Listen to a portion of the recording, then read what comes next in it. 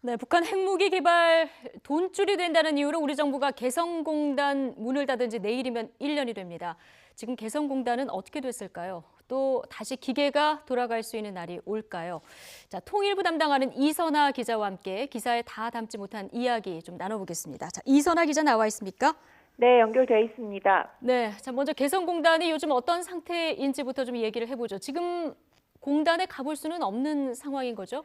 네, 그렇습니다. 지난해 2월 10일, 그러니까 설 연휴 마지막 날로 기억하는데요. 예. 우리 정부가 개성공단 가동을 중단하겠다고 발표하고 바로 다음 날 북한이 우리 인력을 모두 추방했습니다. 그 네. 뒤로 지금까지 1년 동안 개성공단에 갈 수 있었던 우리 국민이 아무도 없었고요.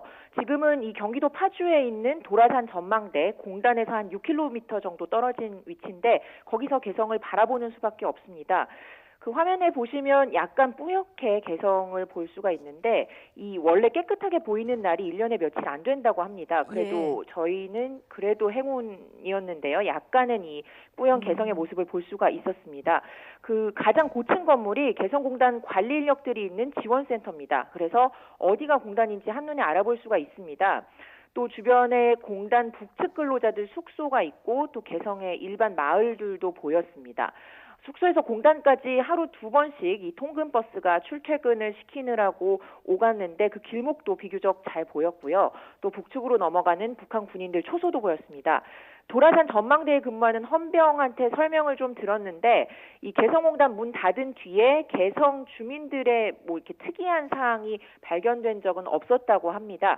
대신 이 공공기관 건물이나 산 중턱 이런 곳에 김일성과 김정일을 찬양하는 문구를 새로 새겼다고 합니다. 주민들은 겉으로 보기에는 그냥 뭐 농사도 짓고 하는 일상생활을 계속 이렇게 이어가고 있는 모습이었다고 합니다. 예, 좀 뿌옇게라도 저희가 볼 수가 있는데요.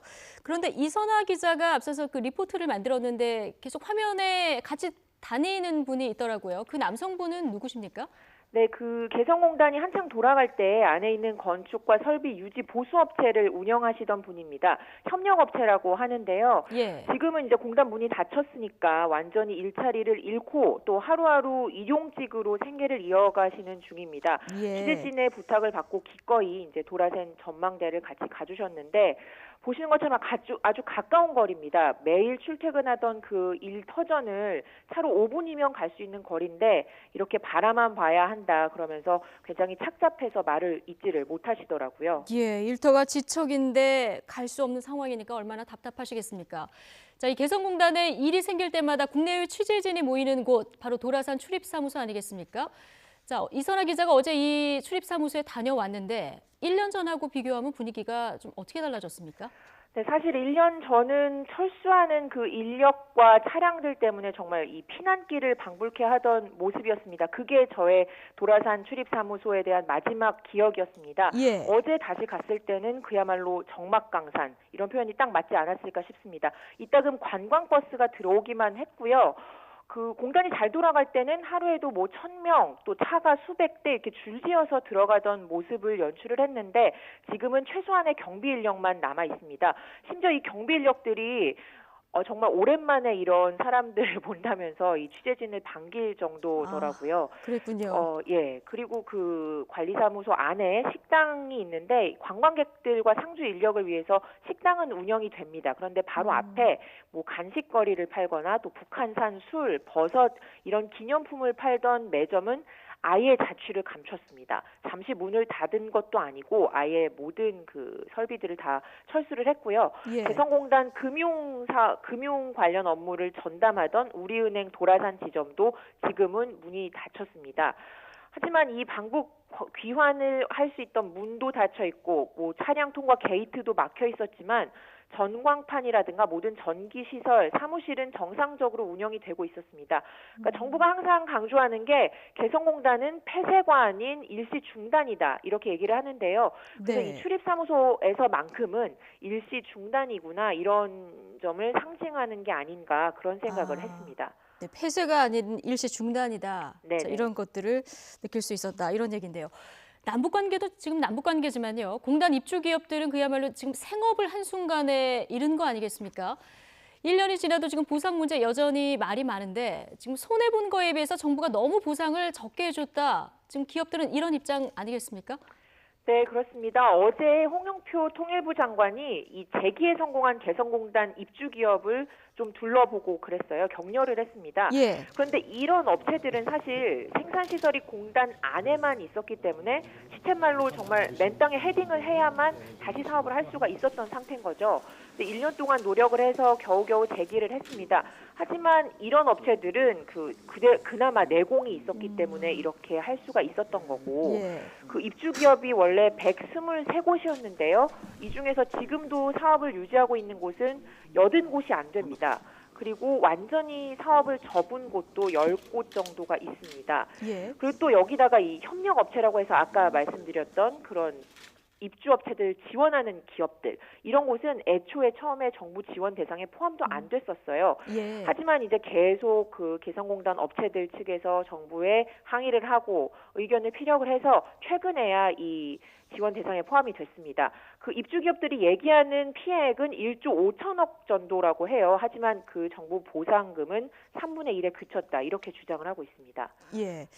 자, 피해액에 대해서 지금 업체들 주장하고 정부가 파악한 게 차이가 굉장히 많이 났는데 왜 이렇게 차이가 많이 나는 겁니까?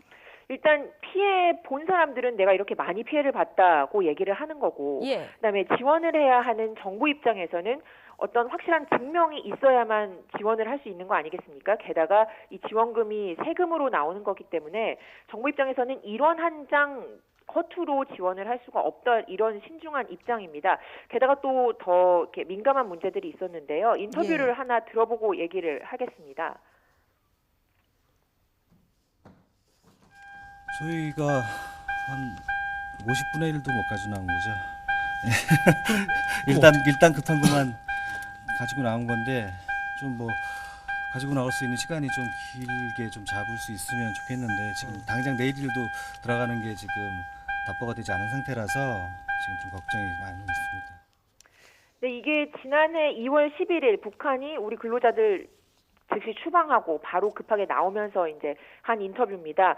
이렇게 허망하게 웃을 정도로 완전히 체념을 한 모습을 확인하실 수가 있고, 급하게 나오느라고 뭐 건물, 설비 이런 거는 둘째치고 만든 완제품, 재고품도 다 놔두고 나와야 했습니다. 근데 이 완제품이라는 거를 정부에서 이거를 손해로 쳐서 보상 범위에 넣어줄 것이냐, 이거 가지고도 말이 많았는데요. 결국 최근에 포함을 시키기로 했고, 또 북한에서 사업하는 거는 이제 해외가 아니라서 해외 사업할 때 드는 보험 가입이 안 됩니다. 그래서 남북 경제협력 보험이란 걸 드는데 이 보험에 들지 않은 영세 업체들이 있습니다. 이 업체들은 보험으로 보상을 해주냐 마느냐, 그것도 말이 많았는데 최근에 보상 대상에 들어갔습니다.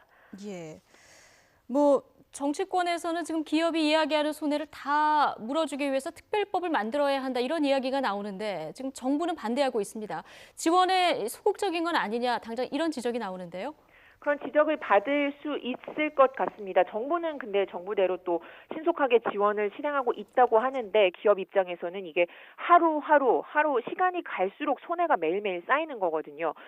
그래서 하지만 이 아까 말씀드렸듯이 증명이 확실하게 돼야만 지원을 할 수 있다는 거고, 또 2008년에 우리 관광객 피살된 뒤에 금강산 관광이 중단됐지 않습니까? 그 이후로 계속 그 금강산 관광 관련 업체들도 거의 다 모두 도산하다시피 했는데 그들하고의 이 형평성을 맞춰야 된다는 문제도 있다는 겁니다.